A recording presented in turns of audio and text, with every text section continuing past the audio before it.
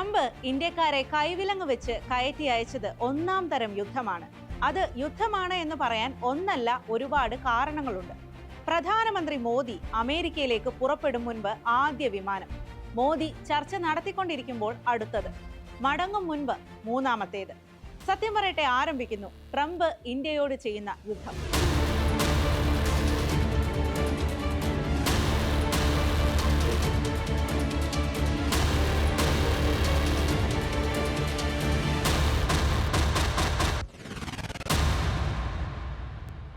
America ആദ്യമായിട്ടൊന്നുമല്ല മനുഷ്യരെ നാടുകടത്തുന്നത്. 2001 മുതൽ 2008 വരെ പ്രസിഡന്റായിരുന്ന ജോർജ് ബുഷിന്റെ കാലത്ത് 20 ലക്ഷം പേരെയാണ് അമേരിക്ക നാടുകടത്തിയത്. കണ്ണിൽ ചോരയില്ലാത്ത റിപ്പബ്ലിക്കന്മാർ എന്ന് പറയാൻ വരട്ടെ, സഖാവ് ഒബാമ എന്ന് വരെ വിളിക്കുകയും മന്ത്രിമാർ കവിതയിൽ വാഴ്ത്തുകയും ചെയ്യുന്ന ഡെമോക്രാറ്റ് ബറാക് ഒബാമയുടെ കാലത്ത് നാടുകടത്തിയത് 32 ലക്ഷം പേരെയാണ്. ഒന്നാം ട്രംപ് ഭരണകാലത്താണ് ഇതിനൊരു അയവുണ്ടായത്.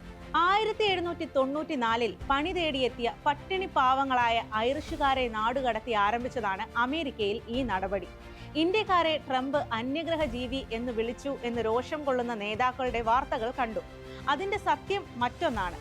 അമേരിക്കയുടെ കുടിയേറ്റ വിരുദ്ധ നിയമം 1798 പാസാക്കിയതാണ്. അന്ന് തന്നെ അതിനിട്ടിരുന്ന പേരാണ് ഏലിയൻ ആൻഡ് സെഡിഷൻ ആക്ട് എന്ന്. അന്യഗ്രഹ ജീവികളെന്നല്ല, അന്യ നാട്ടുകാർ എന്ന അർത്ഥത്തിലാണ് ആ പ്രയോഗം. പക്ഷേ പതിവ് വിട്ട് ഇവിടെ രണ്ട് കാര്യം സംഭവിച്ചു. ഒരു ക്രിമിനൽ കേസിലും പ്രതികളല്ലാത്തവരെ കൈവിലങ്ങണിയിച്ച് വിമാനത്തിൽ കൊണ്ടുവന്നു. 65 മണിക്കൂർ എടുത്ത് വളഞ്ഞു വരുന്ന റൂട്ടിലാണ് ആ ഇരിപ്പിൽ കൊണ്ടുപോകുന്നത്. C-7 യുദ്ധവിമാനങ്ങൾ ഇതിന് ആവശ്യമില്ലായിരുന്നു. അമേരിക്കയിൽ നിന്നുള്ള നാടുകടത്തലുകൾ അതത് രാജ്യങ്ങളിലേക്ക് പോകുന്ന വിമാനങ്ങളിൽ തന്നെയായിരുന്നു പതിവ്. ഒരു C-7 വിമാനം ഒരു മണിക്കൂർ ഓടിക്കാൻ വേണ്ടത് $28,500 ആണ്. മണിക്കൂറിന് 25 ലക്ഷം രൂപ വരും. ഇന്ത്യ വരെ ഒരു വശത്തേക്കുള്ള യാത്രയ്ക്ക് മാത്രം 16 കോടി രൂപ വരും. 135 പേരെ ഇവിടെ എത്തിക്കാൻ വിമാനം വന്നു പോകുമ്പോൾ ഒരാൾക്ക് 25 ലക്ഷം രൂപയ്ക്ക് തുല്യമായ തുക വരും. ഈ പണം ഇന്ത്യയിൽ നിന്ന് ആവശ്യപ്പെട്ട് അമേരിക്ക ബില്ലയക്കും. ദുരന്ത രക്ഷാപ്രവർത്തനത്തിന് കേന്ദ്രം കേരളത്തിൽ നിന്ന് പണം ആവശ്യപ്പെട്ടതുപോലെ എന്നും പറയാം. ഈ പണം അടച്ചില്ലെങ്കിൽ ആ രാജ്യത്തിനെതിരെ അടുത്ത ഉപരോധം വരികയും ചെയ്യും.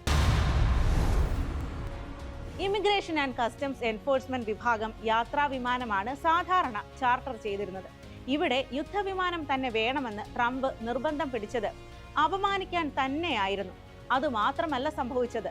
പ്രധാനമന്ത്രി നരേന്ദ്രമോദി അമേരിക്കയിലുള്ളപ്പോൾ തന്നെ 2 സൈനിക വിമാനങ്ങൾ ഇന്ത്യക്കാരെ വിലങ്ങ് വെച്ച് കൊണ്ടുപോകുന്നു.